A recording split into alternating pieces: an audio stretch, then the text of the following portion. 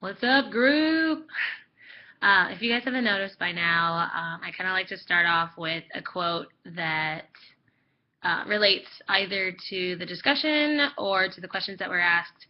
So the one that I found was from Chickering, and it just talks about like the hiring process and why it's so important that you get student affairs professionals who understand student development and not just people who, may be good at business or maybe good at just an administrative role. You really want to find someone who is good at what they do and understands student development. As far as student development is concerned, I kind of viewed Chickering in a different way, I guess. I really thought that his 7 vectors were, broad enough for students to be able to be reached, but it's not so specific that they're boxed into like a type or a specific category or a specific name. If you kind of look at all of the different vectors and all of the things that he wants or he thinks that students should be developing while they're in college, it's all broad enough, again, so that all 7 things can be developed. Like all 7 of those things, students should experience at some point. Like they need to learn how to manage their emotions. They need to develop psychosocially. They need to develop their values. They need to develop an identity.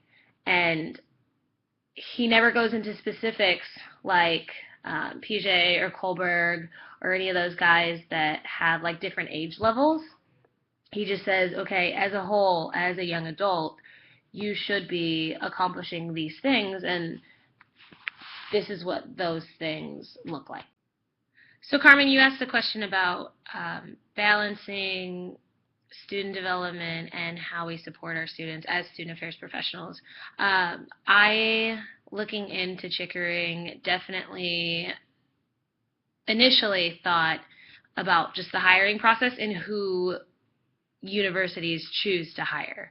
A couple of the things that really stuck out to me as far as who those people are that you hire are, A, like Chickering said, do they understand student development, and are they going to be able to help students develop, and are they going to give those students the scaffolding that they need to develop their own identity or to learn to manage their own emotions, or are they not going to be equipped with the skill set to do that, meaning do they not know anything about it at all? The other thing that I thought of as far as how do we make sure that these students are being supported without us being completely overwhelmed is making sure that we hire enough people, and also hiring people that look like our student body.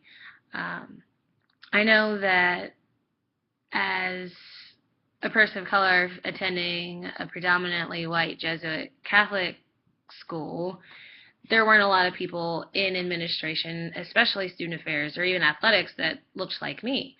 And so I know, like, particularly for identity development, like, I never really explored myself as, an African American woman. It was always either was a student or I was a student athlete. And there was never anyone there unless, you seek out joining like a Black Student Association to say, hey, these are the other parts of you that there are. Let's as an adult, I'm going to help you become self-aware of that, and then you can develop your own identity.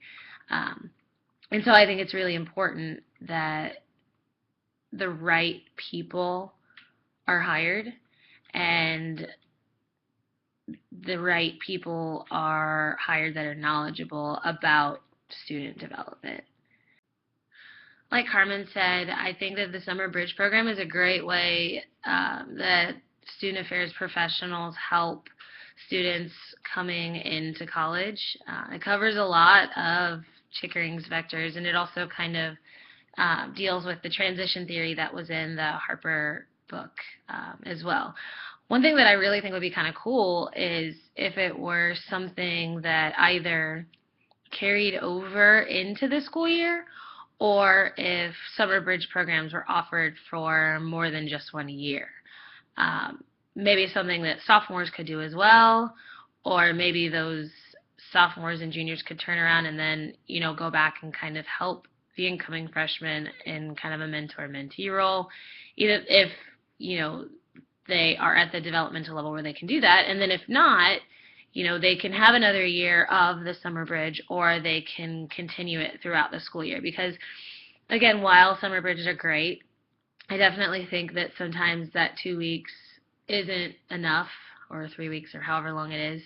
And maybe sometimes students do just need that extra little bit of help. So as professionals, we can use the summer bridge program as an assessment to kind of see where they're at. And then, if there are students who need more time, absolutely give that option to have more time, so that, they can not only succeed in the classroom, but they can also succeed personally, because they have those psychosocial and emotional and cognitive skills to be successful all around and not just in the classroom.